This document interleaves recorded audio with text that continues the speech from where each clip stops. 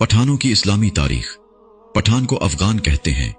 افغان اس لیے کہتے ہیں کہ افغان حضرت سلیمان علیہ السلام کے ایک بیٹے کا نام تھا اور ان کو جنات کی زبان سے پیار ہو گیا تھا، تو انہوں نے اپنے والد حضرت سلیمان علیہ السلام سے کہا کہ آپ جنات کو کہے کہ مجھے اپنی زبان سکھائیں۔ حضرت سلیمان علیہ السلام نے اپنے بیٹے کی درخواست قبول کی اور جنات کو حکم دیا کہ افغان کو جنات کی زبان سکھائی جائے۔ وہ زبان بعد میں پختونوں کی نام سے پہچانا گیا۔ پٹھان کی اصلیت اور قومیت کے بارے میں جو دلائل ہیں وہ یہ کہ پٹھان حضرت ابراہیم علیہ السلام کی اولاد میں سے ہیں اور حضرت اسحاق علیہ السلام کے اولاد ہیں، اور قومیت سے بنی اسرائیل ہے۔ انگریز مورخین لکھتے ہیں کہ پٹھان قوم ارجینیا کی ایک حصے میں رہتے تھے۔ ارجینیا کے لوگوں کا دعویٰ ہے کہ افغان یا پٹھان ارجینیا یعنی ہم میں سے ہیں، کیونکہ البانیہ کے اوغان جو کہ بعد میں افغان بنا، ارجینیا سے ہندوستان کی طرف چل پڑے۔ ایک اور مورخین لکھتے ہیں کہ اسرائیل قبائل بہت تکالیف اور مصیبتوں کے بعد افغانستان میں آباد ہو گئے۔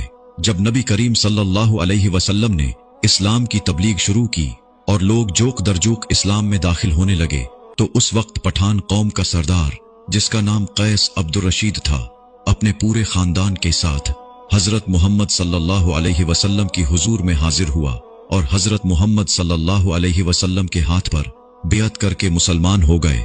اس لیے دنیا بھر میں جہاں بھی پختون ہوں گے مسلمان ہوں گے۔ دنیا میں پختون ہی واحد قوم ہے جس میں اسلام کے بغیر کوئی مذہب نہیں۔ اگر پختون سے پوچھا جائے کہ آپ پہلے مسلمان ہیں یا پختون، تو جواب ہوگا کہ میں 5000 سال سے پختون ہوں اور 1400 سال پہلے مسلمان ہوں۔ افغان قوم کو پٹھان کیوں کہا جاتا ہے؟ جب کافروں نے مکہ پر قبضہ کر لیا تو حضرت محمد صلی اللہ علیہ وسلم نے حضرت خالد بن ولید رضی اللہ عنہ کو حکم دیا کہ جاؤ اپنے افغانیوں کو بلاؤ۔ جہاد کے لیے خالد بن ولید رضی اللہ عنہ افغانستان چلے گئے اور افغان سردار قیس عبد الرشید کو نبی کریم صلی اللہ علیہ وسلم کا پیغام ارسال کیا۔ قیس عبد الرشید کے قیادت میں لشکر مکہ مکرمہ کی طرف روانہ ہوا۔ شام کو صحابہ کرام نے نبی کریم صلی اللہ علیہ وسلم کو خوشخبری سنائی کہ افغانی لشکر آتے ہی کافروں کا قتل عام شروع کر دیا اور تمام کافروں کا خاتمہ کر دیا، اور مکہ مکرمہ یہاں پورا مکہ نہیں بلکہ مکہ مکرمہ کا کچھ حصہ مراد لیا ہے، جس پر ایک دوسرا قبیلہ قابض تھا کو افغانیوں نے فتح کر لیا۔